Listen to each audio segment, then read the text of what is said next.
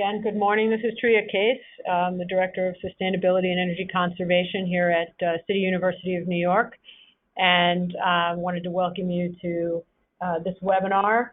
Last week, we heard from UL a description of 9540 and 1973 and its applications and connections to 9540A. We had some great conversations, and we've had some great feedback from many of you over the last few weeks. Today, we're going to talk about 9540A. We are lucky to have Adam Bowery here with us, and he's going to walk us through 9540A. And next week, we're going to be focused on the application of Data Bucket, where we'll be hearing from some experts around explosion analysis and heat release rate and how to use that data. And then, of course, on the 27th, we will all be meeting in person. I do want to remind everybody that because the 27th is an in-person meeting and we will have to order lunch, it would be very helpful if those of you who are going to be able to attend could register. And after this webinar, we will send out the link again just to make sure everybody has it handy. And I would, if you could register by the end of this week, we really need to have our final count. I also want to remind everybody to jump on that Google Doc and add any comments you have. That's really going to help us frame the discussion on the 27th, as well as the facilitated conversation we'll have at the second half of today's webinar. And the more we hear from you, the easier it will be for us to frame and focus the conversation on the 27th. So with that, in the interest of time, I'm going to introduce Adam Bowery, who's going to take us through the 9540A test methodology. Adam.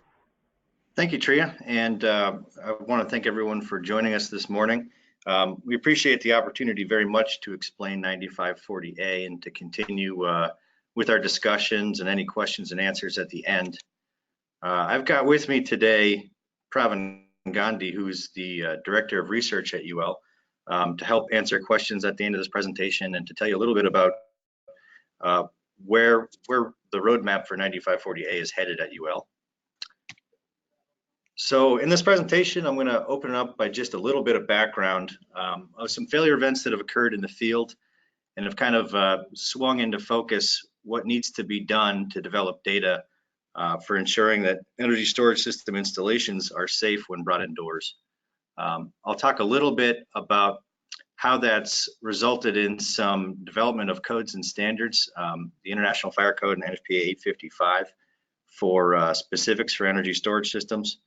And then in response, what UL has developed in order to assist with that. So I'll be discussing the objectives of 9540A, what it does, and then how it does it. So these other 4 bullet points below here, I'll discuss cell level, module level, unit level, and installation level testing.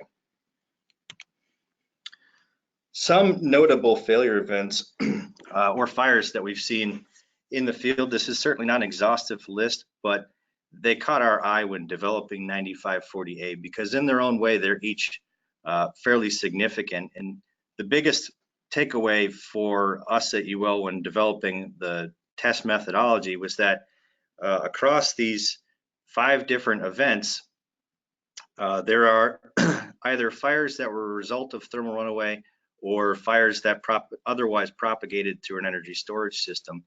And they occurred with different types of chemistries of energy storage system. So though the Boeing is kind of more like a battery, these other events showed that there is a risk involved with fire propagating through energy storage systems of different sizes. And what that kind of pointed out to us was that we have to be technology agnostic in our approach. So our approach at UL is really to support the installation standards and codes. So for energy storage systems, the big items that we're looking at are the National Electric Code, NFPA 855, the International Fire Code, and the International Residential Code.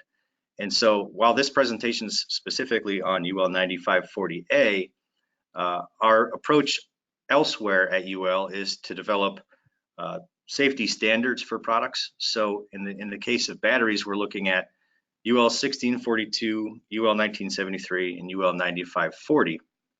And so those can be referenced by the installation codes and standards.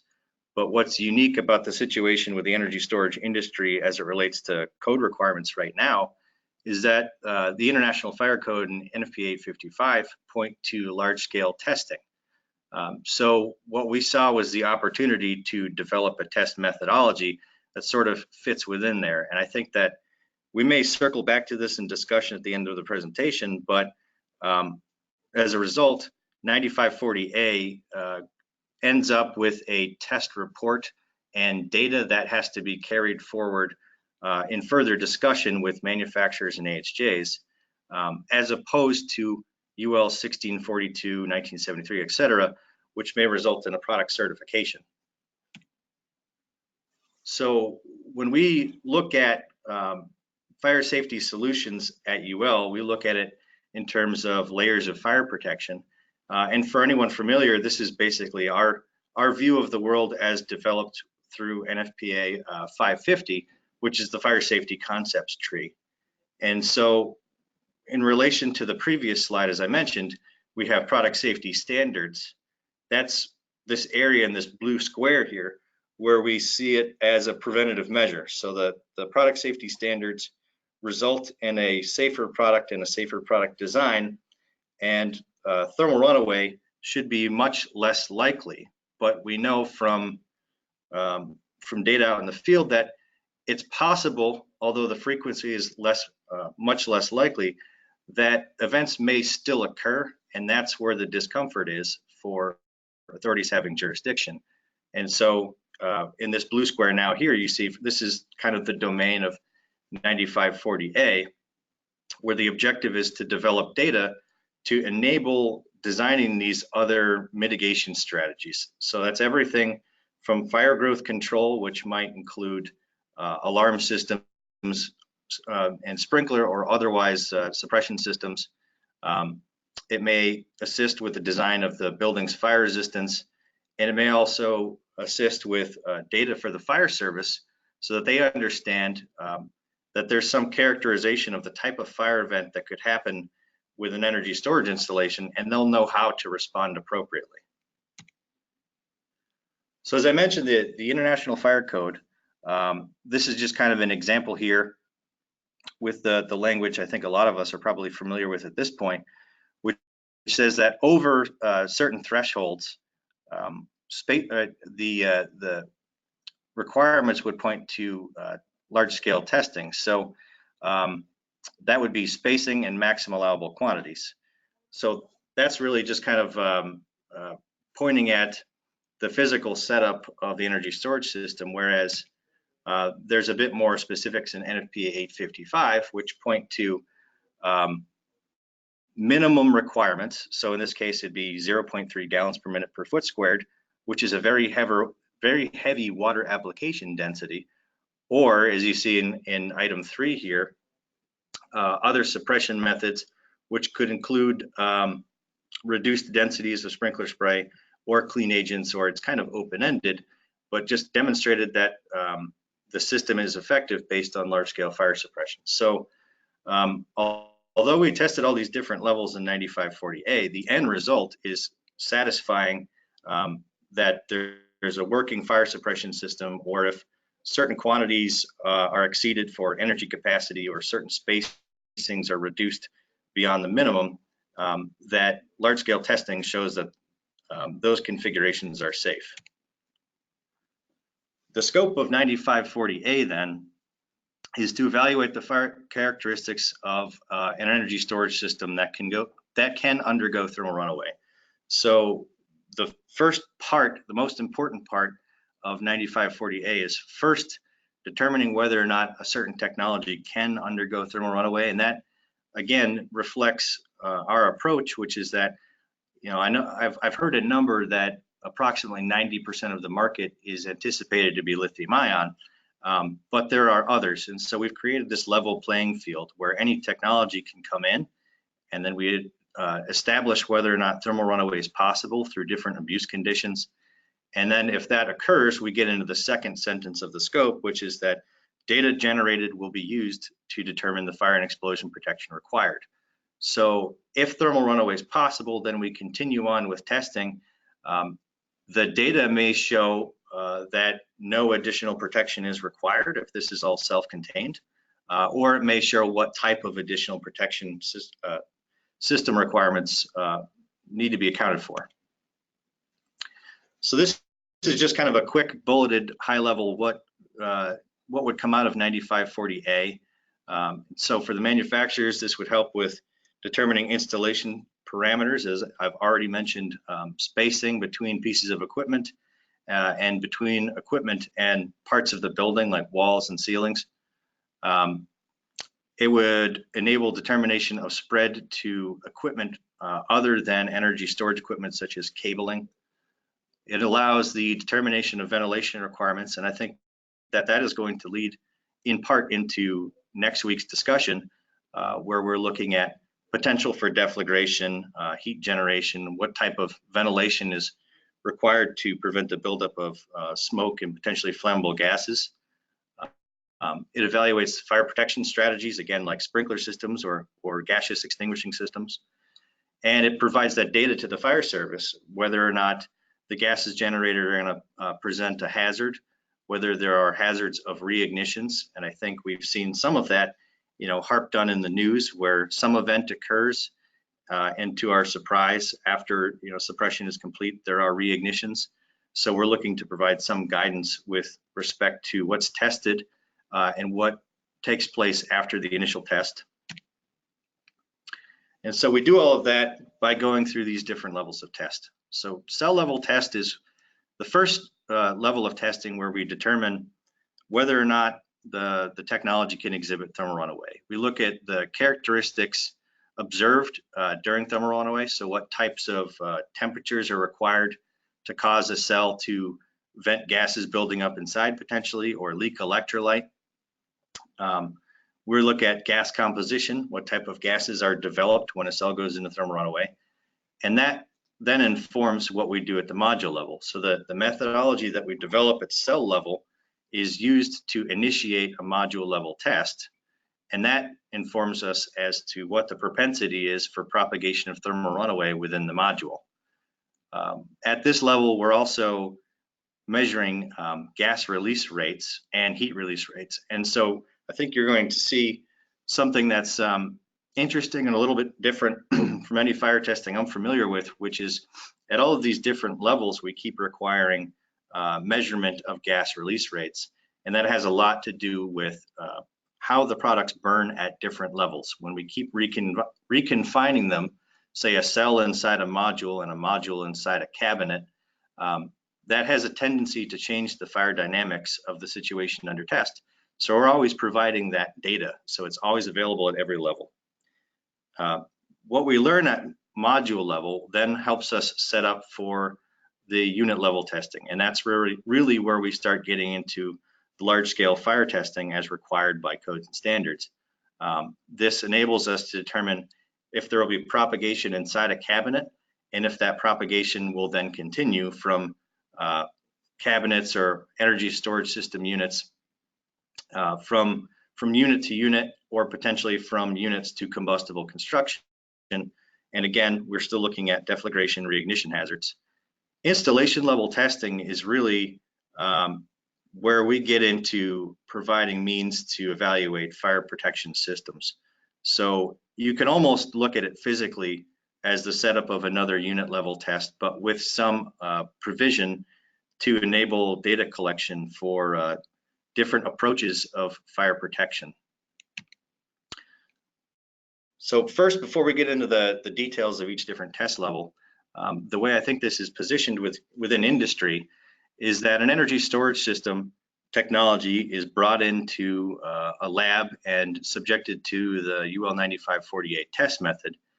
And once all of that testing is completed at the various different levels of testing, fire test report is developed, which is the sole property then of the sponsor of the test. So it could be a manufacturer of cells and all the way up to energy storage systems, or it could be an integrator who we know is our companies that develop installations with products from different manufacturers.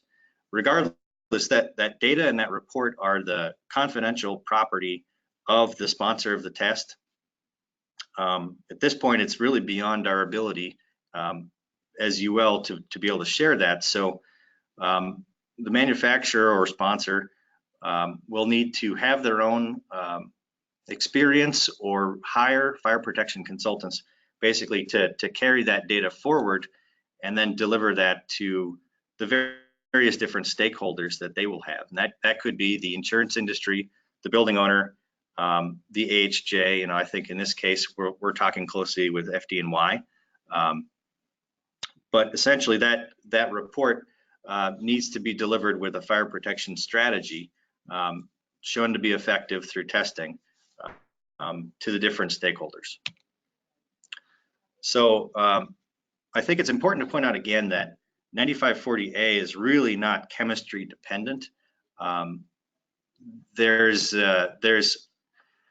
additional focus put on thermal abuse, and we know lithium ion to be sensitive to thermal abuse. But I think the point of this slide is just to show you that even within lithium ion, chemistries to us are not just chemistries. There's a family of chemistries within lithium ion. There may be even more than I have on this slide, but this shows you that there's a balance between the performance of the cells and the safety of the cells. So we are taking into consideration the variations in safety behavior we might observe when testing any different type of technology. Cell level testing, again, it's where we start and where we develop the thermal runaway methodology. So in 9540A, you'll see that we require starting with thermal abuse, because what tends to happen for thermal runaway across different chemistries most commonly is that thermal abuse leads to a breakdown of the cell, which causes it to go into thermal runaway, which produces more heat, and then that becomes the method of propagation. So that's essentially where we think we need to focus our study first. But using lithium ion just as an example for this slide, what we would then do is catalog the thermal runaway test parameters. So what was required to get the cell to go into thermal runaway, and these other pieces of important data which you see on the right, which are the temperature at venting, which comes back in at unit level testing as a means for us to study the potential for propagation, thermal runaway initiation temperature, and cell vent gas measurements. So after we've developed this methodology for getting a cell into thermal runaway, and it could still be nail penetration or overcharge, etc.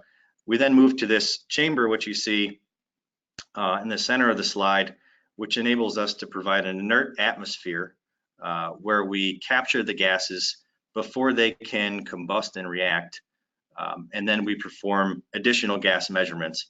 And these are the inputs, which I think we have some concern about. We'll continue discussion next week, but these would be the inputs for performing hazard calculations like deflagration potential, and it also gets into the basis for ventilation requirements.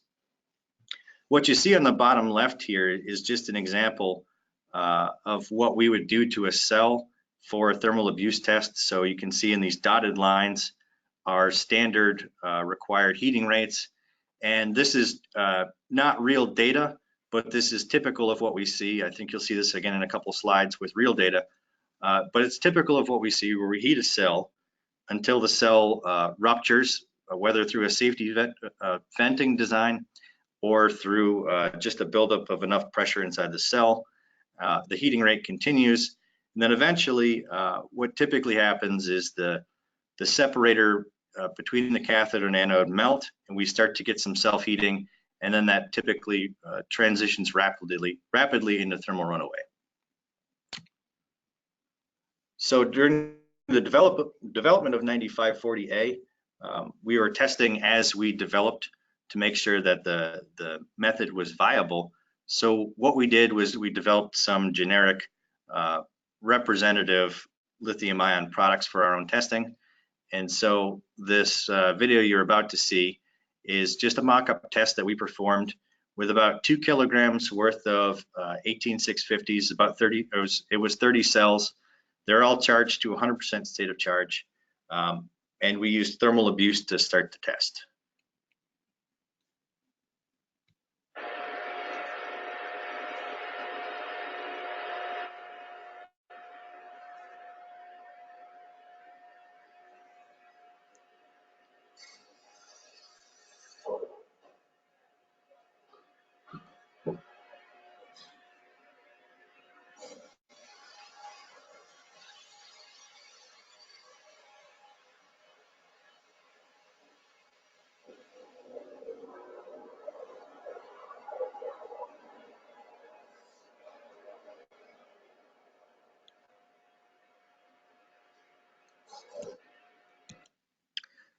So what you saw in that video was an initial venting from the first cell in that pack of 30 to go into thermal runaway.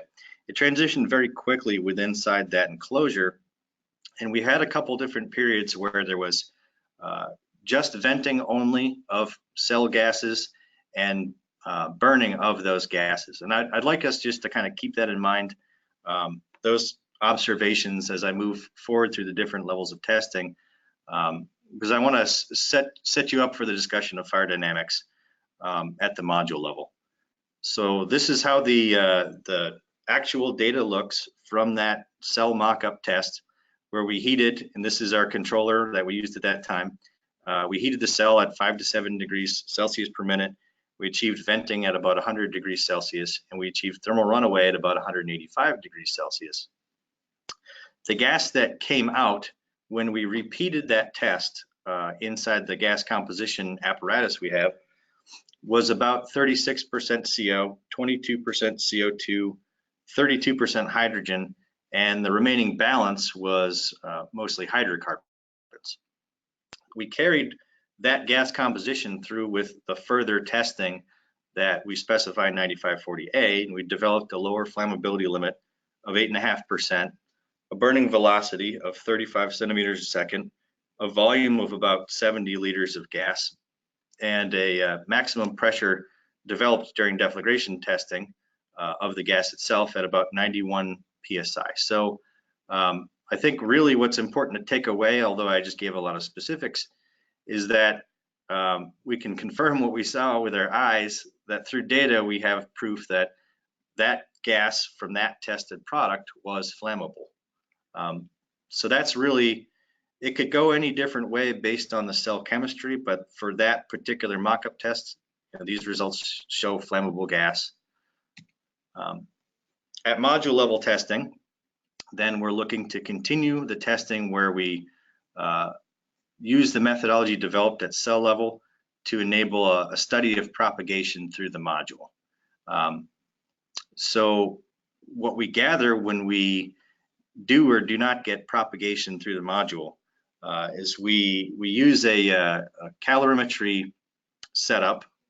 So there's a curtain around the sample and a smoke collection hood, and what comes off from the module, regardless of whether or not it propagates, some amount of smoke from the testing, and then that testing is sampled by FTIR and through the calorimetry equipment. So we develop heat release rates, and we also develop the composition of the gases and the volumes developed for each of those gases. So we ran a mock-up test based on our cell level mock-up test, where essentially we just created a repeating array of 9 of the cells in the test that you just saw. And so that's 60 pounds worth of lithium-ion technology. So this is fairly small compared to the products that are out there, but the behavior demonstrated is essentially just a shorter version of what we're seeing in the lab. But again, this is the cell that's been reconfined now in another enclosure, and so it sort of has an important effect on the fire dynamics, and you'll see that in the video. So this video has no audio, so I'll just talk over it. But the initiating cell is heated to thermal runaway, and we get some venting. So already what's different, although you've seen probably a couple sparks pass through the screen, sort of looking like fireflies. A difference is that that cell has completely gone through thermal runaway in just a couple seconds here, and yet we had no flaming. So that reconfinement of the cell inside this steel enclosure has resulted in a change in that the gases coming off the cell have vented but not burned. And I think the concern there that we're quantifying by capturing and measuring all these gases is that they're under the right scenario of accumulation, potentially an explosion hazard. So this module in particular, this mock-up module, vents through as it propagates through all the different cells. And now we're under a condition, I believe this was the cell closer to the vent that's under thermal runaway. So we're seeing bits of the cell coming off as embers, and eventually it reaches the right, fairly sensitive condition to ignite, and now we have thermal runaway. I'm sorry, we have ignition of the gases coming out, which feeds back more heat and actually force the next couple cells into thermal runaway. So I think another thing worth noting that is of concern to AHJs is this fairly dramatic behavior of that flame jetting that you saw. This is the data that came out from those tests. So this is what is fairly consistent with what we see in a module level test, where this first temperature trace here on the screen, it looks like it's in purple and green. That's heated according to our heating rate developed in 9548A and that we saw in the cell level test. That causes that first cell to go into thermal runaway, which then it takes a little bit of time within the module for that thermal energy to soak through to other cells, but eventually it's enough heat to cause the other cells to go into thermal runaway in succession over the course of about an hour. The heat release rate measured is kind of interesting because there is some small blips on the measurement that make it look as if there's a fire because there's a large volume of CO and CO2 developed, which kind of tricked the calorimetry into looking like there's a fire. But then eventually when the module does ignite, we have what's fairly different from what I think the fire protection industry is used to seeing. These brief, very intense peaks of heat release rate. I'm sorry, let me go back a slide. Of heat release rate. So it builds up to its peak heat release rate very quickly and then drops back down. I think if we ran the heat release rate out for hours and there was potential for reignition, this is how we document that. And then this data could again be used for the fire service. This is admittedly a bit detailed, so we don't have to digest all of this now, but this is to give you an idea of what the gas composition data comes out looking like. So we identify the gases that we measured, and we identified, in this case, 2 different columns of results, because I think this is going to be very important for our discussion of flammability and potential for explosions, which is that these gases come out in these volumes in that module test before flaming occurred. After flaming, then essentially you're burning anything that could be off-gassing that would otherwise be accumulating. So this represents a volume of gases that's flammable that presents a, I'm sorry if you can't see my mouse actually, I'm talking about the volume released pre-flaming. That column discusses the accumulation hazard, and really on the right, it just shows that there really is no more accumulation hazard once the burning starts. At the unit level, we continue with what we've developed during module level. One of the most important things there is where flame venting occurred, because it's very important for the setup of this test.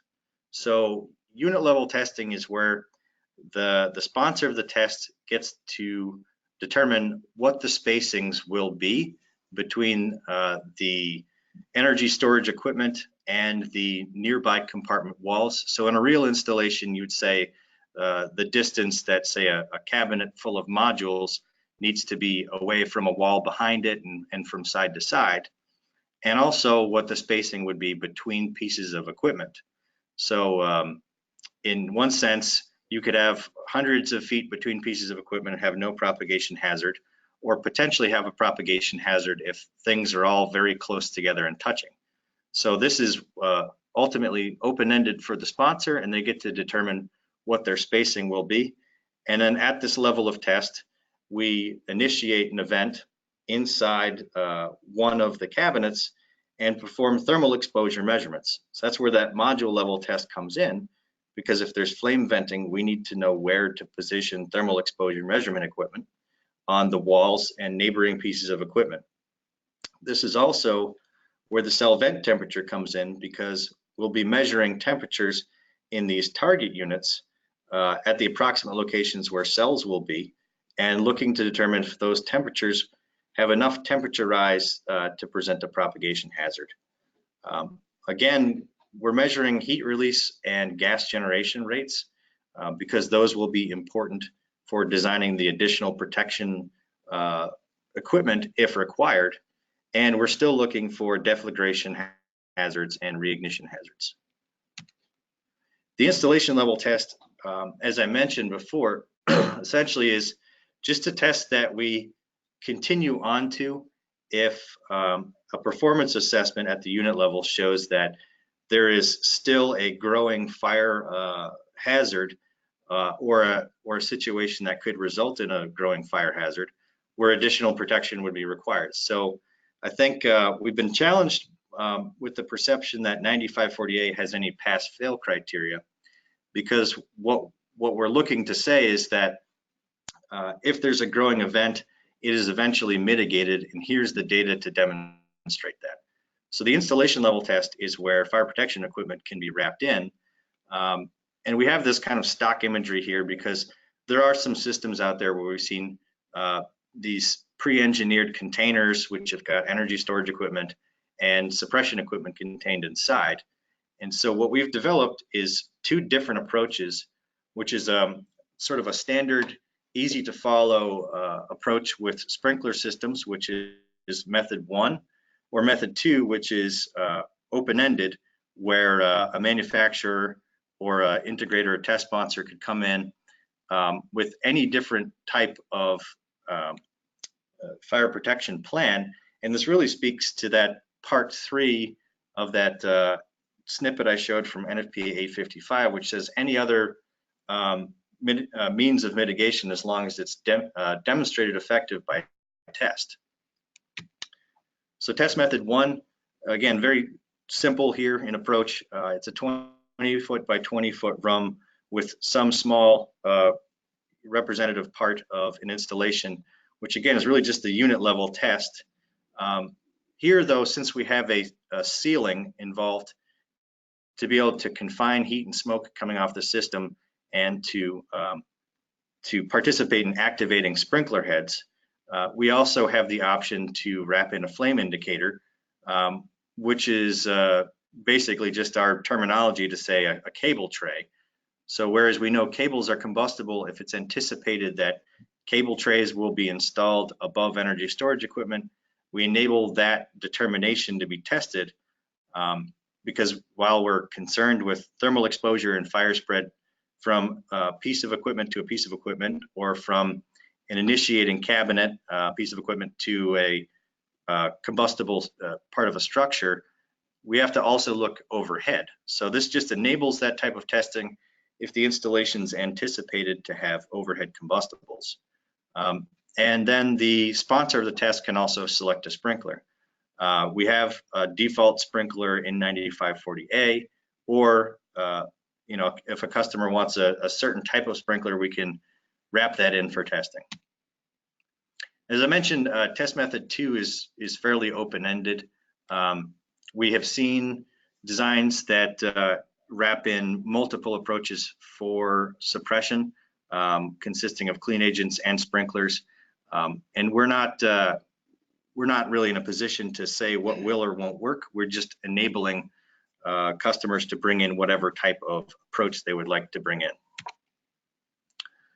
So the performance assessment that we have developed is really just a reflection, at the end of all of this testing, it's a reflection of what's written into NFPA 855 and the International Fire Code. And what I'm referring to, without going through all of the language, because I recognize this is fairly wordy, is that 855 and the International Fire Code both point to the concern of spread of fire within adjacent energy storage system units, surrounding equipment, or compromising a fire resistance rated barrier, so like a wall or a ceiling. And you see that reflected in 855 and the International Fire Code. The International Fire Code additionally provides some guidance for analyzing test results, whereas it relates to lower flammability limit, flammable gases released during the fire, and toxicity. So this slide is really kind of intended to show you how those requirements in IFC and NFPA 855, I sort of listed them 1 through 7 on the left, and what we have is performance data developed by 9540A on the right. So I won't walk you through all of this, and I think that if the slides are provided, I think we're doing that, that you can, on your own time, relate these items from left to right. But just as an example, item number 1 and 2 look at fire spread to surrounding equipment or propagation within an array, so within an installation. And 9540A provides observations of flaming outside the initiating BESS unit. So if there are flames that appear during testing outside the cabinet, really that's just an observation of fire spread to surrounding equipment, such as like a cable tray. So I'm going to let Pravin explain just very briefly what's in the future for 9540A. Thank you very much, Adam. One of our priorities is to assist all stakeholders with the UL 9540A test methodology and the use of the data that we generate. Adam has already explained the methodology and the data, and we had several webinars this year on our standards, including 9540A. The presentation today, and I think the workshops and the presentation and webinar planned for August 20, and then the face-to-face workshop on August 27 are really excellent forums for continuing dialogue with the industry. Just want to let you know that we are also presenting on 9540A at the annual SFPE conference in Nashville in October this year. Hopefully, many of you will be there also. And finally, if you have any questions after this webinar, you can always reach me and Adam to address your questions or concerns. Like every other UL standard, we always strive to make our methodologies, test method and standard, ANSI, or American National Standard Institute standard, that requires us to go through our consensus process that includes a standards technical panel at UL. And we expect the deliberations for 9540A to start this quarter to make 9540A as a consensus document. We realize that applications for energy storage systems are evolving, and we are keeping up with these trends for energy storage applications, as well as new products that are being developed. And we will continue to adapt and evolve the UL 9540A test method as new products and applications develop. An example currently that I just found out a few days ago was that in the NFPA 855 code, there is an effort to understand how energy storage systems and the requirements may be developed for a unit that's attached directly to external wall of a commercial building. That clearly presents different types of hazards than indoor application, and we are looking to see how we can add requirements for that application in 9540A. We also realize the potential for residential ESS units. There are already many that are available.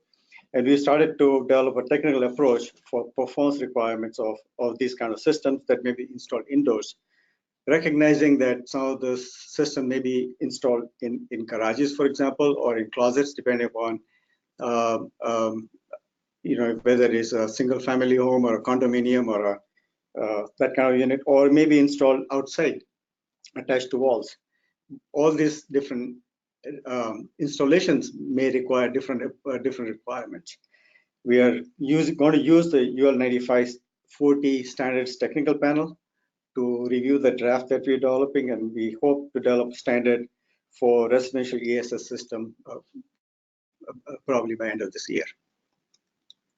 Thank you. So we have time for questions, and I think David is going to moderate that. So I'll leave up just this contact us slide in the meantime.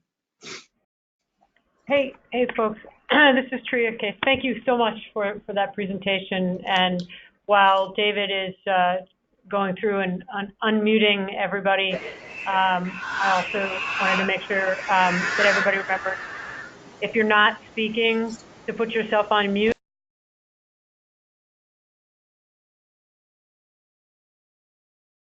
Second, Tria. 1, 2. Okay. Oh. You're unmuted again, Tria. Sorry. Go on. Okay. Sorry, I wanted to make sure that everybody knows to mute themselves when they're not speaking, so that everyone can hear each other without any background noise. And as I said, David's going to run through and unmute everybody so that you're all able to speak. And then what I'd like to do is introduce Victoria Carey again, as we did last week, and have her facilitate this discussion, trying to sort of maybe keep us within those buckets that we've been trying to focus our conversations on. And again, the goal really is to try to think about how we can focus ourselves on things we might want to be addressing when we all get together on the 27th. So with that, let me hand it over to Victoria and let her begin to take us through some facilitated conversation. Sure. This is Victoria Carey from DNVGL. Can everybody hear me? Yes. Fantastic. So I know that we're going to be working on the application of data next week. So the buckets that Tria was referencing, and that I think at least the Tiger team members are familiar with, is the test method, data output, and then application of data and prescriptive options. So today the focus will be primarily on the first two buckets, with the understanding that application of data questions will be coming next week. So I know that everybody has a lot of questions about what do we do with the data once we have it, and I think that we'll be spending all of next week talking about that. So understanding that all of these topics are integrated and that they'll naturally lead into one another, to keep as much focus as possible on the testing method and the data output, and then we'll get into application of data next week. So to open it up with the test method, and it kind of goes into what was just touched on at the end of the presentation, is the applicability of this standard has come up a lot as a question. So what units is it applicable to? And I know at the beginning of the conversation, there was a statement that essentially it's intended to be universally applicable. However, at the end of the presentation, there was conversation about, and if you read through the standard or the test method rather, that you can see how it's geared towards indoor systems and potentially geared towards understanding that 90% of the industry is lithium ion right now. So you can see how the test method maybe is geared towards that, but it's being discussed as all systems. And so specifically, if residential units and outdoor units are recognized as separate, and understanding that the focus in the design perhaps was on lithium ion, a question that's come up a lot is around the applicability to residential size systems, outdoor systems, and systems that aren't lithium ion. And so I welcome anybody who has a specific question about that to ask now, or if the folks from UL want to address that up front, and then we can open to questions.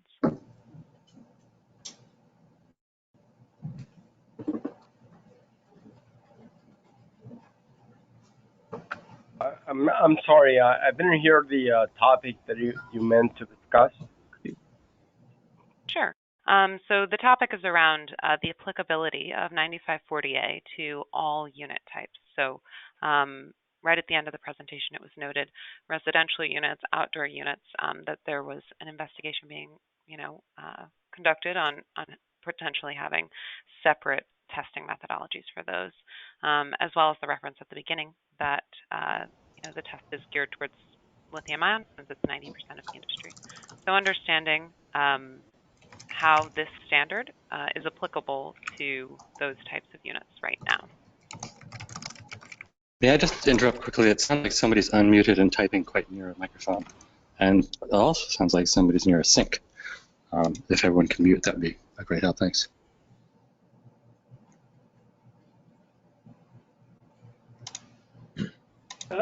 Victoria, can you hear me? This is Ibrahim from UL. Yes, thank you. Okay, so so just to comment about the residential and outdoor systems, I think that's a great question, whether UL 9540A is applicable in those cases. And really, it's up to the AHJs on what they feel is applicable. Obviously, a residential system or an outdoor system near mixed occupancy or near buildings can pose a hazard, especially if that outdoor system feeds into could have its the gases could feed into a building, especially explosive gases. So, from the standpoint of the standard, it's a method. It's a way to look at how to assess the fire propagation risk, and then it's up to AHJs on how they would like it applied.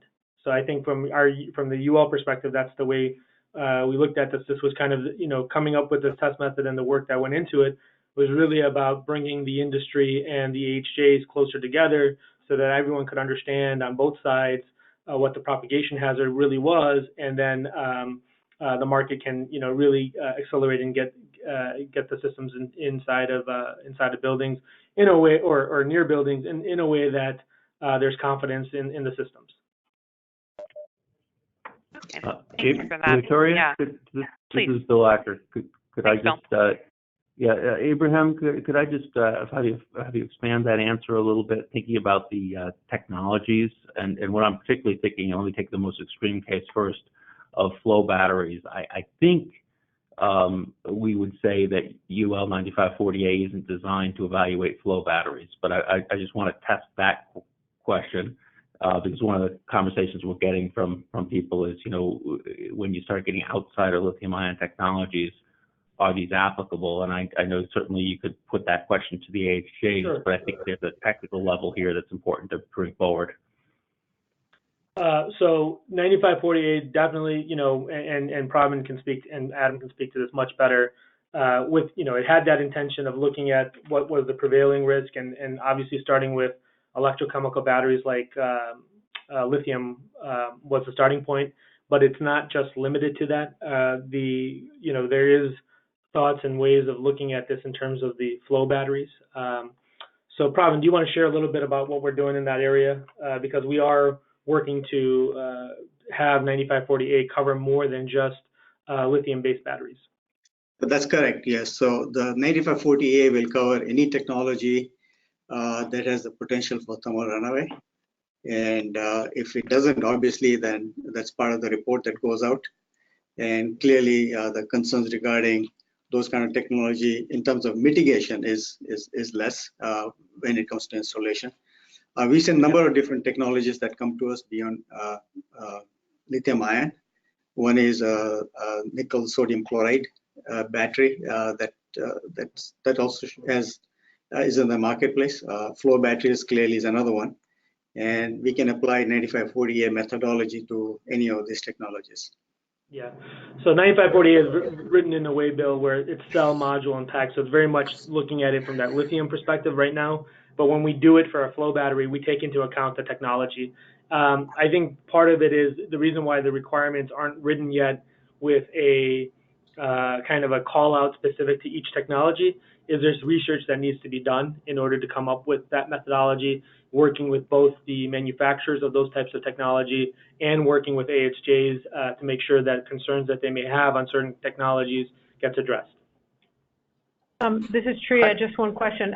It sounds like that's something that's still in process. Is that the sort of thing that you think will happen during that consensus process that you were talking about? I guess I'm just trying to get a sense of what that means now versus sort of next quarter or quarter after that in terms of the other technologies. Right now, we are applying 9540A to technologies other than lithium ion. What the consensus process will do for us is to have a broader community look at our standard and make recommendations for any changes. It's quite possible during the process they might also would like to see special call out for methodologies for different technologies, because currently, clearly, I think some of the testing approaches may be different. So for example, with lithium ion, we know that there's a particular way of making it undergo thermal runaway. That methodology for testing for other types of batteries could be quite different. And if the standards technical panel decides they'd like to have very specific guidelines for different technologies, that can occur at that time.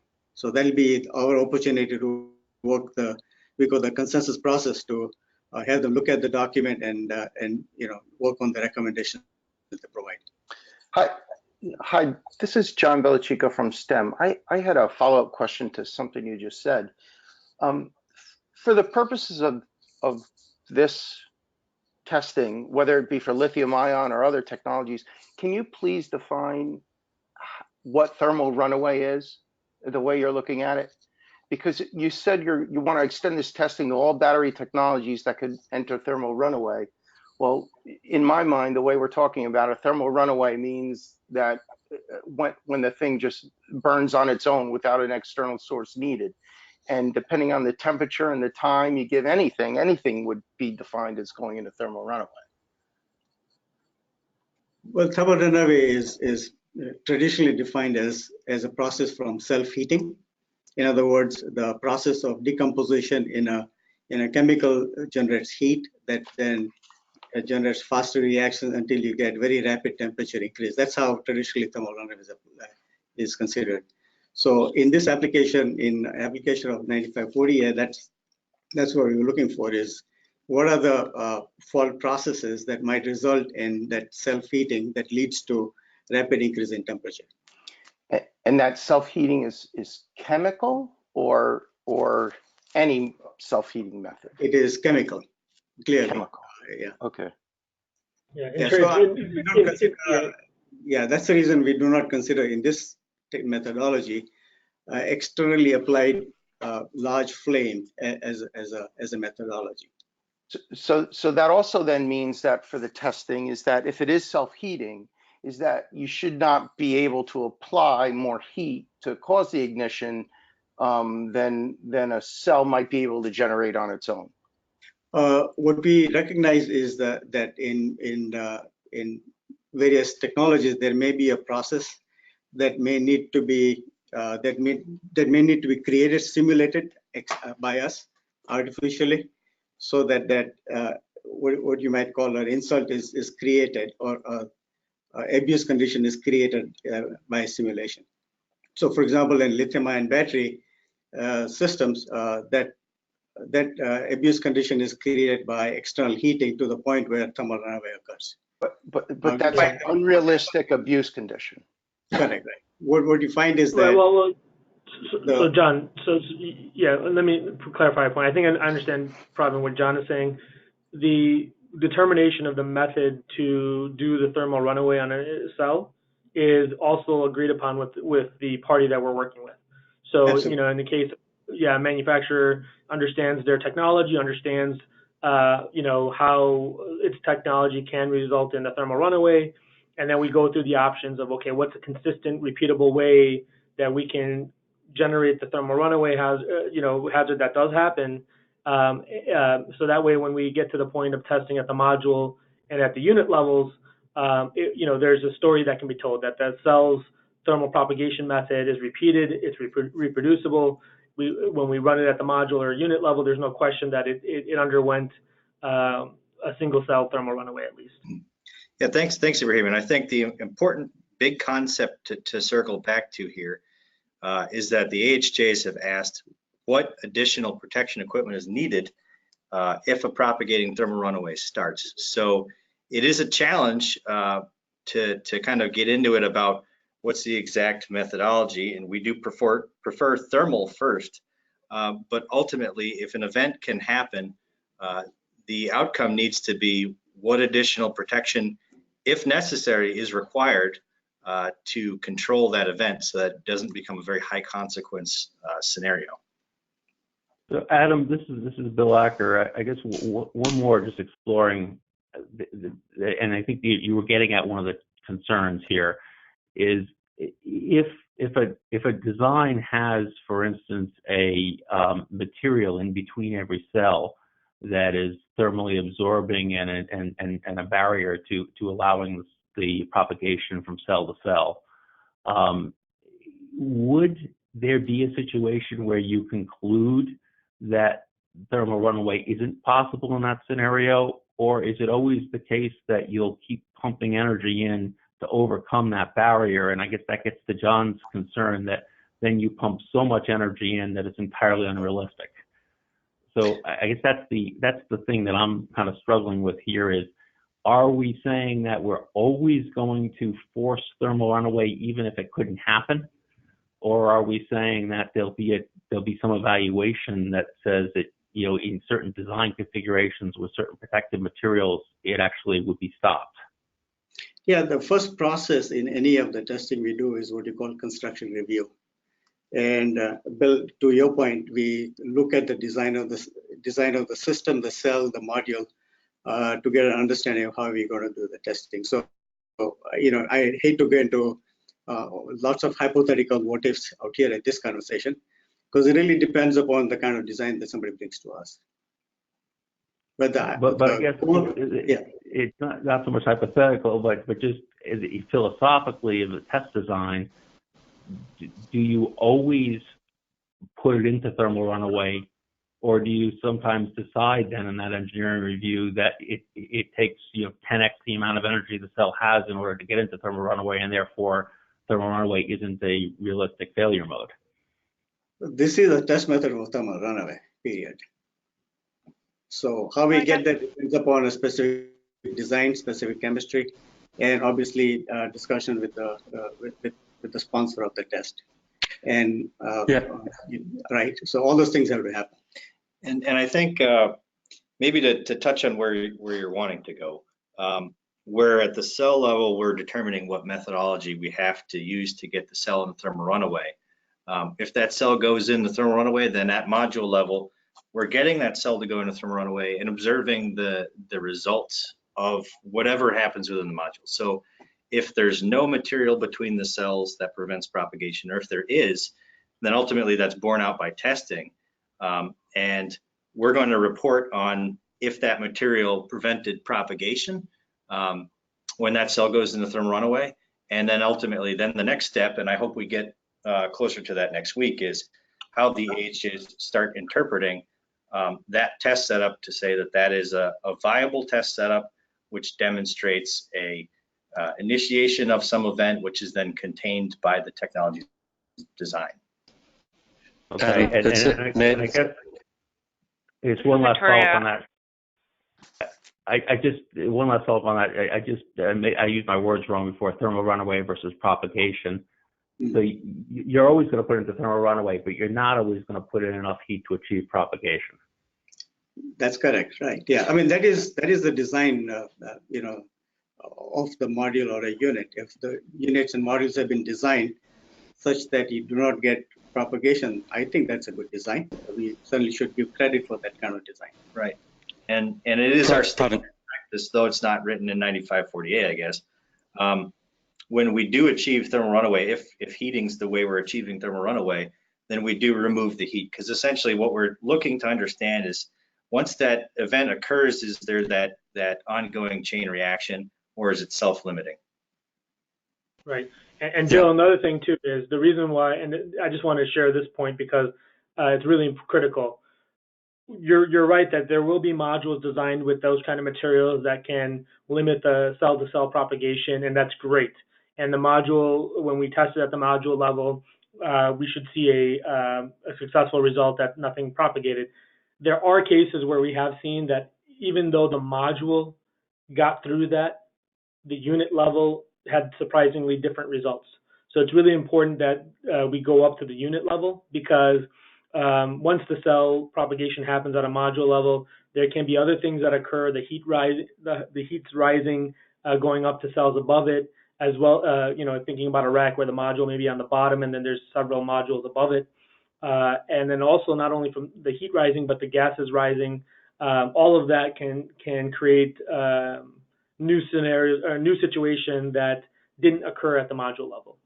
And Adam, Bob, you want to? I'm sorry, Adam and Pravin, do you want to share a little bit more on that? No, I think you explained it clearly, Ibrahim. I think that, the determination of the performance really starts with the cell level, so we understand whether thermal runaway occurs. We establish a methodology and then move forward to module and unit level. At some point at unit level, it may become apparent that there is no potential of propagation beyond that unit, and we may actually stop at that point. But if you see there's a potential for propagation or fire spread from a unit to the building envelope or to other units, then we may have to go to installation level test. Adam and Pravin, it's Barclay Palmer from Simplified Power. May I just clarify something? Sure. So my understanding from the discussion at the luncheon we had in July was that part of the aim of this test is not just to gauge the risks posed by any particular energy storage system, but also those risks that can arise in case of events surrounding that system. So, for example, if I understand correctly, one reason you're pushing these systems, including the cells, to thermal runaway, even if they wouldn't seem to get there from any normal means, is to see if, for example, there's an external force. I mean, New York City alone has been the subject of attack of more than 20 terrorist attacks. I'm raising this because I think, if I understand correctly, you're not just going to for what's realistic, as we in the industry might call it, but also extraordinary events that may bring tremendous energy, heat to these systems. Okay. I want to be somewhat cautious about that because I think you're in a similar vein, but not quite where we're at with 9540A. So, I mean, we don't have any intention to simulate anything extreme or anything that would be like the result of a planned attack or an arson. But what we do is recognize that we can't simulate every single type of failure event. So, if there's a particle that gets into a separator sheet, but during manufacturing, and that's this little seed that causes a thermal runaway, or if it's the cell's physical format that results in a thermal runaway if a corner gets crushed, we can't really go through the motions of simulating every one of the different possible scenarios that would result in a thermal runaway. So in the case of technologies that are susceptible to thermal runaway by thermal abuse, what we do is just focus on getting it there. So we apply enough heat until that scenario begins where a thermal runaway starts, and then we let it proceed from there. So, this relates more specifically to like what we do when we're concerned about external flame sources. Well, the ultimate result of an external flame source is thermal abuse to a cell and whatever happens from there on. So our focus is really just to create this simple methodology where we look at an abuse condition and then what follows after that abuse condition results in a thermal runaway. Yeah, and in some technologies, there may be more than one abuse condition that you may need to consider. For example, we found in some areas that it may be an overcharge situation that creates that condition. In other cases, maybe an external short that might create the condition. So part of 9540 does look at various methodologies that we may need to explore. Right, understood. So part of what I'm getting at is that I just would want to be cautious of, and it sounds like you're not doing this anyway, but of essentially reverting to or relying on what's considered normal versus unrealistic, because I think part of the goal is to understand the dynamics or the risks at every level of the system, the cell, the module, the unit, and to record that rather than just do an overall look at the system and determine whether or not it's in theory safe. Is that right? Yeah, I have to say one thing. I mean, you brought up the issue of potential terrorism or other arsonists, etc. I would like to make sure that anybody installing the system certainly has overall security and safety of the systems installed in mind in doing it. In other words, clearly none of the systems should be available open to public, right? So it shouldn't be accessible. There should be it should be in a well secure area and those kind of things. And I think I'm hoping the codes actually cover those kind of areas for installation of the systems. They may address many of the questions you're asking. Part of what I'm getting at is that while in any sort of testing, things like space, distance between units, fire prevention systems can be factors. The characteristics at thermal runaway themselves will be recorded prominently, right? Right. Okay. Thank you. So this is Victoria, and I'm just trying to sum up what we've been discussing. And I think this is sort of the thrust of the questions. Regardless, was if we're talking about self-heating to rapid increase in temperature being the definition of thermal runaway, and we're talking about moving into an abuse condition that may or may not be beyond the energy capacity from, as you were saying, a single short or a failure of a single cell. So the heat energy that is possible to be released from a single cell, you may exceed that in the test conditions. Is that correct? Yeah. So and I think so the way to I look guess at it. The question I think that people are that has been coming up in industry is if the intention is to demonstrate what happens in a system can happen in a system not from an external source, understanding that you have to force thermal runaway in a test that's testing thermal runaway, how do those two things line up? I think the difference. I think the difference is that it's not a study of a root cause of an initiating event that can cause this propagating thermal runaway in the system. It's a study of what happens if a propagating thermal runaway happens in a system. So there is not focus on, for a particular technology, what it would take in an exact scenario to cause a thermal runaway. Because again, then I think the study ends up being all these different scenarios that could result in a cell going into thermal runaway for a propagating scenario. It's not about documenting all those different cases. It's just a matter of if a larger event starts to occur in the system, what type of additional protection equipment is needed if that occurs. Because I think in one of the scenarios discussed already, where we're concerned about how much heat a cell can generate if it's, say, externally shorted. Well, we've done tests where we've externally shorted a cell and it develops enough temperature to vent, but does not go into thermal runaway. That same technology then retested in a thermal abuse scenario propagates thermal runaway within a module.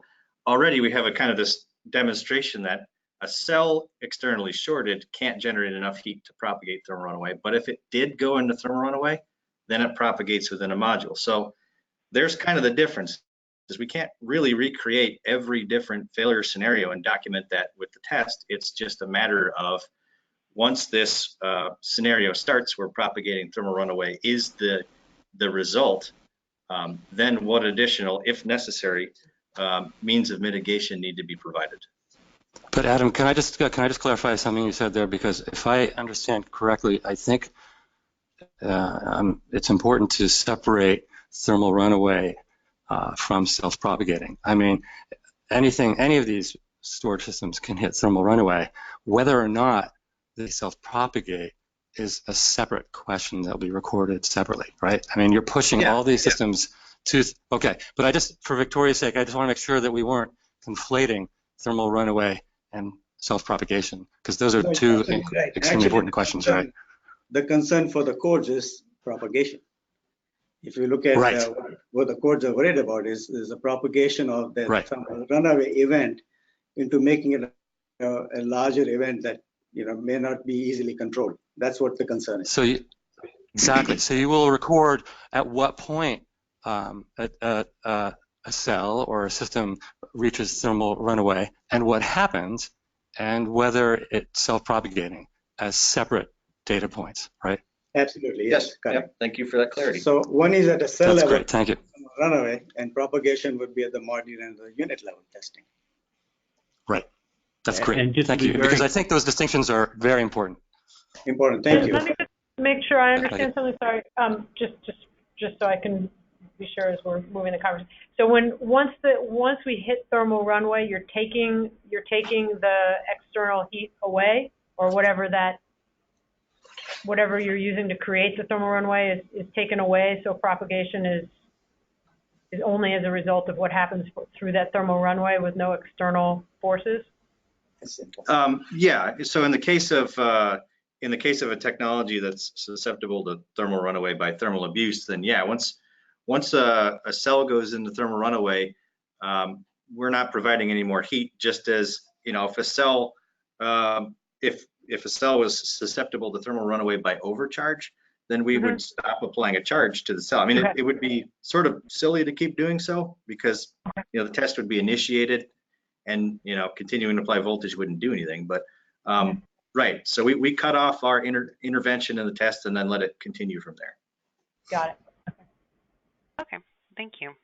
So I think that got to a level of clarity I think is useful, and I appreciate you walking through that with everybody.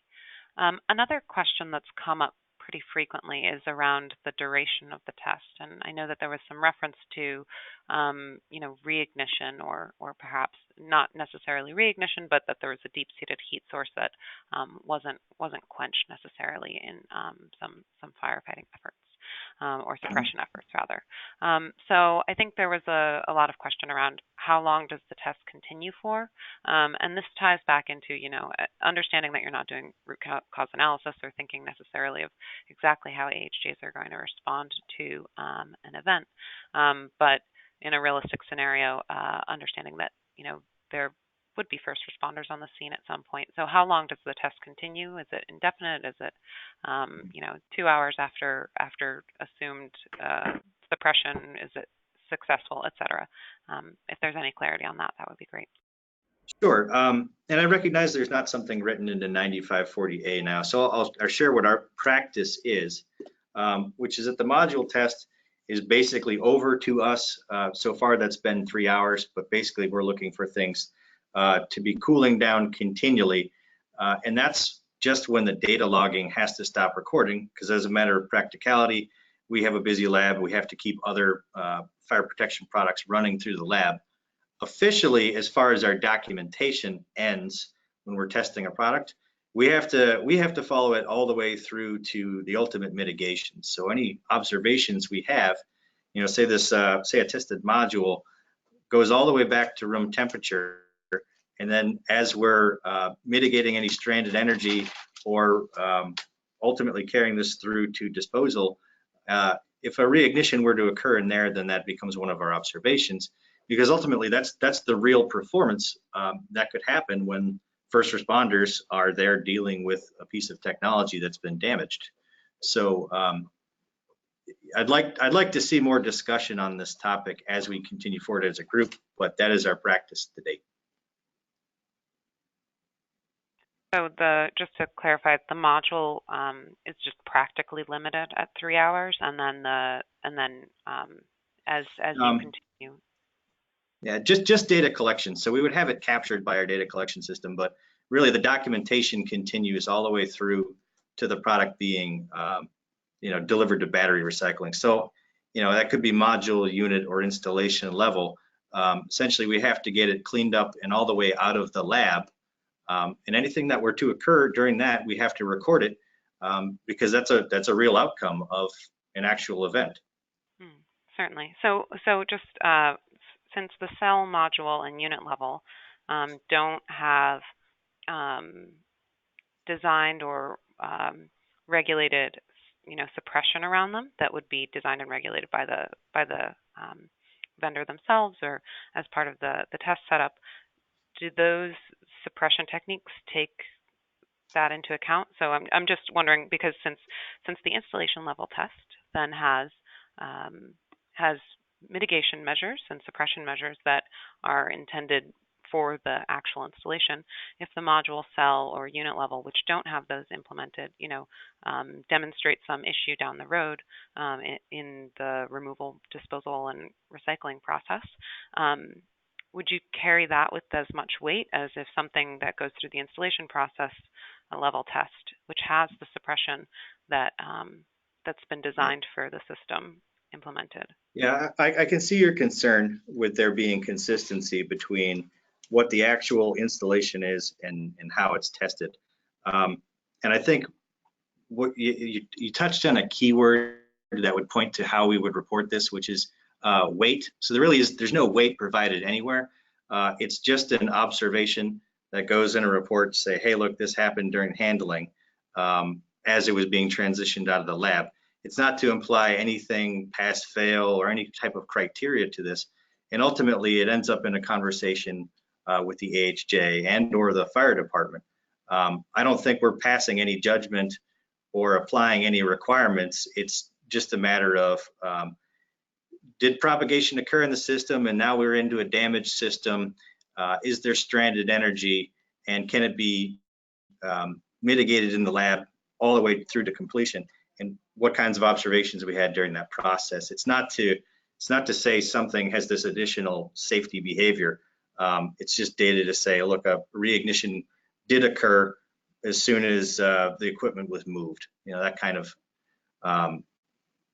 observation, and that kind of shows you what sort of challenge there is in testing this equipment. Yeah, absolutely. And I think that we'll probably we'll dig into, in the application of data discussion next week, I think we'll dig into, understanding observations versus judgment and, acceptance criteria and that kind of thing. Because at the end of the day, I do think that AHJs will respect UL as a standards making body. And so, your expertise and input, I think, will be key. And so understanding where your opinion would come in, I think we'll discuss that next week in application of data. Does anybody else have? I'm sorry, but I agree with you, and I think it will be very important for us to be clear, and this will only happen through continued discussion, with this group and with AHJs about how the information is reported. So I think I look forward to that discussion. Great. Does anybody else have any questions on the duration of the test that we didn't touch on? Okay, fantastic. I will take silence as acceptable to move forward. We have about 12 minutes left. I'll ask one more question and then I'll hand it over if anybody has any remaining questions that we haven't touched on. But I think something that comes up a lot is, again, I know we started with talking about the applicability, which I think it would be great to dig in more to that, but I don't want to use up all the time here. But it does come into the testing method. So a specific room size is specified, and it's noted, especially in the lower level tests, that there's no BMS controls in place. There wouldn't be exhaust support in place. So understanding how a very specifically sized room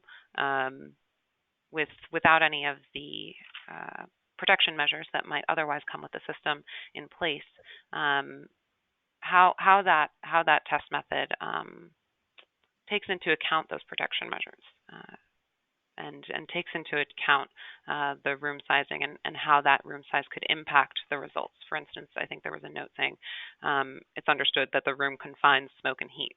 So if exhaust from that room isn't permitted, which would be required likely as part of an indoor installation, it's not really clear, I think, in that test method how it's applicable to the scenario that would be found in an installation.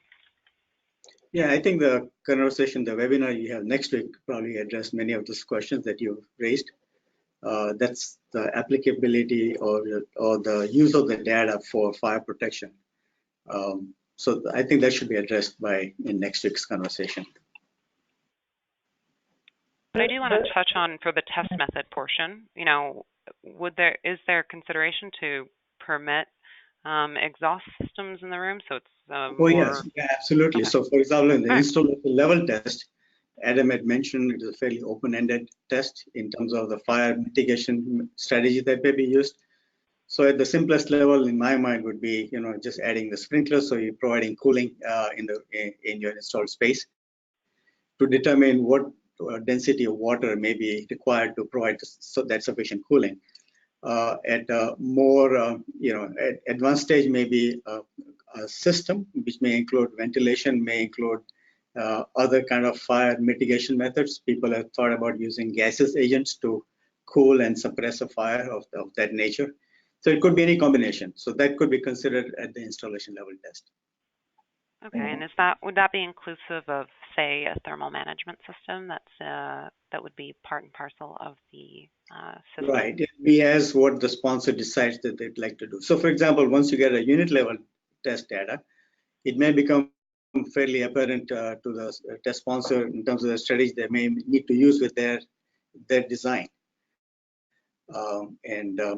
Based upon that conversation, they can then let us know what kind of fire protection mitigation methods they'd like to use at the installation level test, and we can include any of those combinations of methods that you described, including specific ventilation rates, etc. In general, I would think about mitigation methods having a detection system, a suppression system, or ventilation system. It could be any combination of those three that may be required. All right, thank you. I appreciate that. With about 8 minutes left now, I wanted to open it up if there were sort of general questions that people would like to discuss about the testing method and the data output.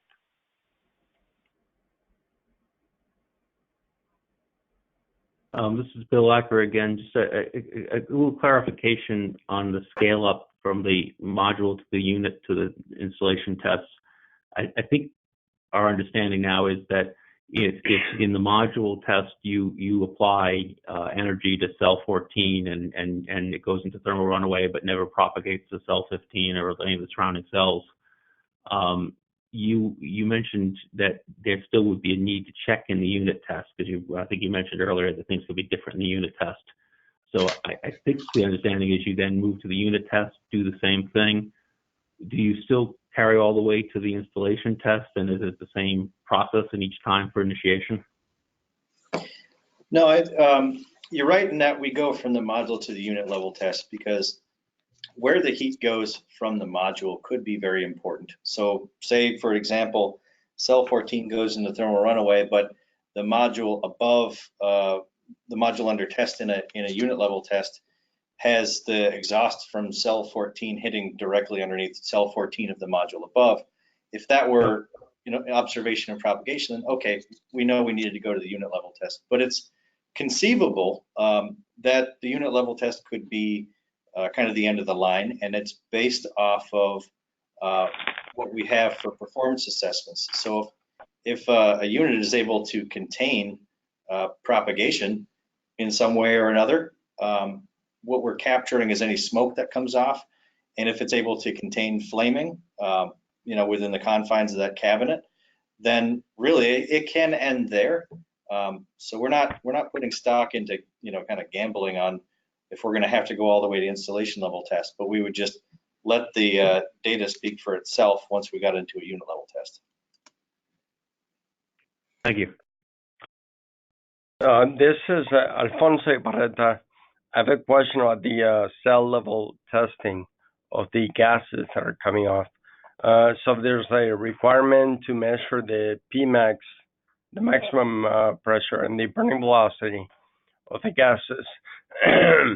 And so I'm a member of NFPA 68, and this is something that is a weakness currently in the standard. There's really no standard method of measuring the burning velocity. And we've been trying to get ASTM to come up with a method, and I think they have one in the works for several years. So I'm just wondering, right now it just says for the burning velocity to use the ASHRAE 34, or the NIP68 annex, which is a simple formula from Britain for determining the burning velocity. My question is, for the test data that you have, which method was used for the burning velocity? Well, thank you for your question. So we do go with what's an ASHRAE 34 in the interest of having actual test data over a calculation. But yes, that's I think it's the method developed by Klodek and Jabor. But that's correct. Okay, and so the follow-up question is, I'm assuming that you're sampling the gases as you have in the standard. So you have an inert atmosphere surrounding the cell, and then you vent into the volume. So how do you account for the additional inertant that is along with the gases when you sample? Right. So when we have our gas composition results come back via gas chromatography, what we do is we take that and then work with a gas supplier to make a simulated battery gas without the inerting agent. So essentially what we get is the battery gas as if it was collected uncombusted and not with the inerting agent contained inside. Okay. All right. Thanks. I have an add-on question to that, because one of the questions that had come up is by testing in an inert atmosphere that the test data wouldn't be representative. I know we've used the term realistic, but I think that oxygen content in the world as a whole is a fair bound. So is there a reason that testing in an inert atmosphere was selected rather than sort of a standard oxygen composition to the air? Yeah, and that's because we can't control the flaming or non-flaming of a cell. And so that's done to prevent the gases from burning, to capture them in their unoxidized state. And that enables us to go through, it enables the industry to go through and consider a scenario where a cell or cells, like you saw in our module test video, are venting without burning. And it just provides us a consistent means of always capturing unreacted gas. Otherwise, essentially, you could spend a great deal of time and customer money on testing to develop for each new product a means to develop gas without burning. And still, you don't know what oxidation might happen. So without getting into a much deeper technical issue, the approach is to be able to capture all of the flammable gases that are developed when a cell decomposes due to thermal runaway, and then to take those forward for hazard characterization on that gas mix. Hey, Adam, this is Nick Warner with DNV. I agree in principle with what you guys are trying to do. I think on the surface it looks right. I know we don't want to get too down in the weeds on this, but I do fundamentally disagree that that's the right way to go on that. And you guys have acknowledged it a couple of times that there's a considerable number of reactions that go on in an oxygen-rich atmosphere that, in our experience, lead to quite different results in terms of gases generated. And I think philosophically, I don't know that your approach is necessarily wrong, but I do think that all things being equal, it's worth looking at what comes out in a more oxygen-rich environment or something closer to ambient. Well, Yeah. I can say that actually really should not be too much of a concern then, because whereas what comes out during a cell gas composition test represents an idealized case, which should present the most conservative evaluation of flammability for cell gas, at module and unit level, we're also capturing whatever gases come off the cells in thermal runaway. So like I showed in that one slide, we're measuring by FTIR and also by total under and hydrocarbon analyzer the types and volumes of gases coming off the cell. So further analysis is available through that data. Sure, and I agree with that. Part of the reason I bring this up is several tests have come out of Europe in the last couple of years that tend to stir up the same fears over and over, and that is high levels, exceptionally high levels of HF that we simply don't observe in testing in ambient atmosphere here.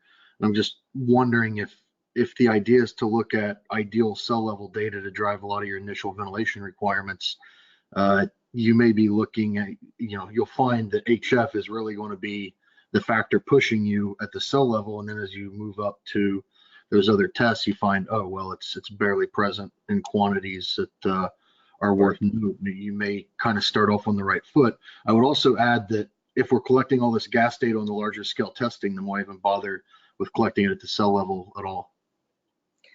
Because I think at the cell level is really where we can get our best quantification of those parameters required for NFPA 68, especially like burning velocity and Pmax. And this isn't really written anywhere in 9540A because it would make it 1,000 pages long if we tried to explain everything in perfect detail. But the challenge with the gas composition test anyway is you wouldn't really be able to reliably measure hydrogen fluoride. It would either react with the vessel or react with our gas drying media. And so we're not intending to do any quantification of HF. We know that its concentration is fairly low for a single cell level test, and it does not contribute meaningfully to flammability. But we do quantify it once we get up to the calorimetry scale experiments, or sorry, not experiments, tests, where we're capturing the gases coming off a module or a unit level.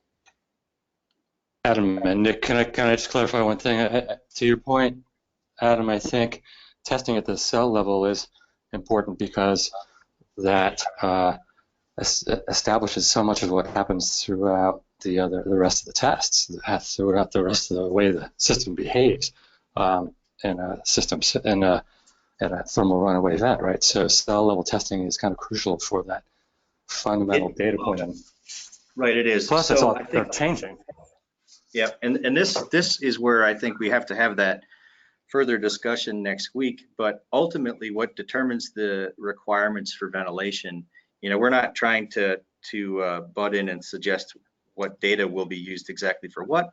But if a designer was to look at cell level gas composition data and to look at module level gas composition data, from there one could determine if it was necessary to design a ventilation system based on, say, deflagration potential from the accumulation of gas, which has been characterized at the cell level, or if it's driven by, say, the production of HF at the module level. So that's ultimately a problem that needs to be solved by a designer looking at all of this data as a total package. So you identify the problem, and therefore the designer has to come up with a solution. But Yeah. without identifying that problem, you don't get at that data or the requirements for the solution, is what you're saying, Adam, right?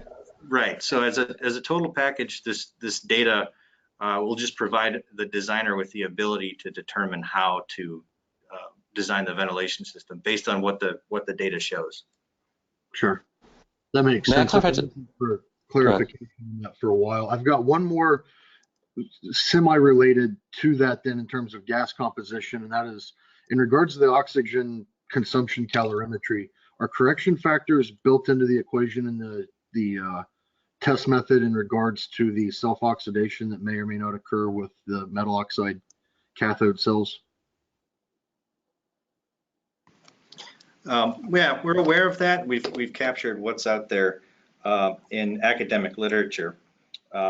What we've seen to date is that the effect is relatively small, but it's also as yet to be determined academically how to adjust that factor based on all these different chemistries.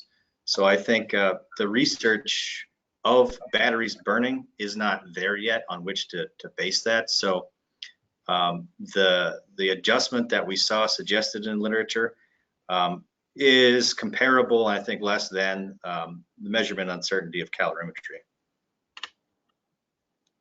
Fair enough. Can I just follow up to Nick's, but to Nick's point about the different behaviors with oxygen present.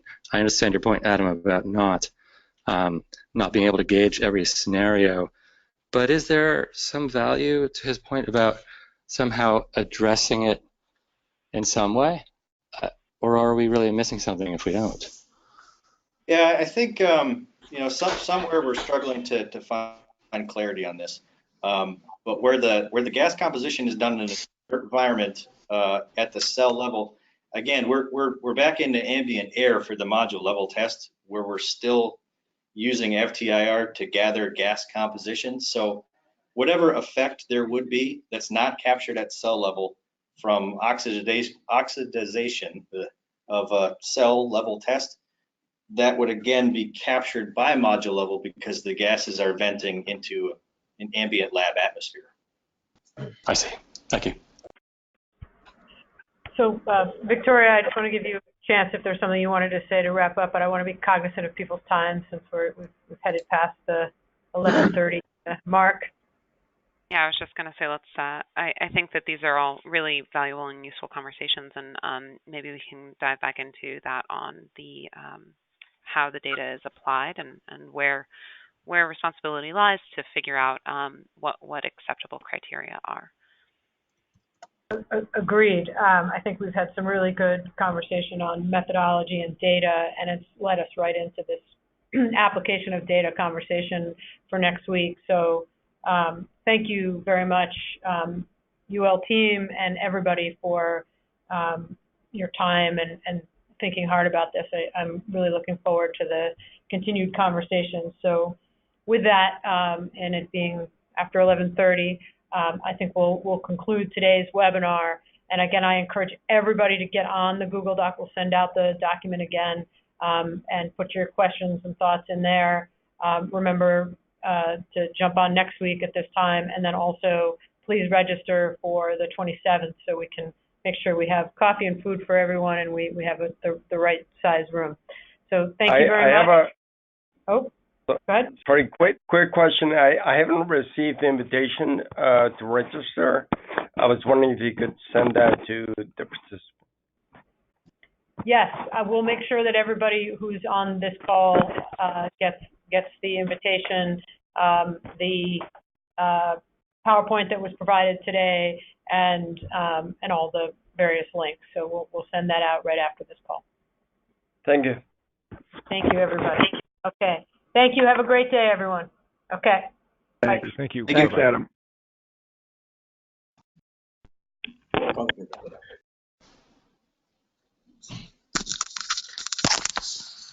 Thank you.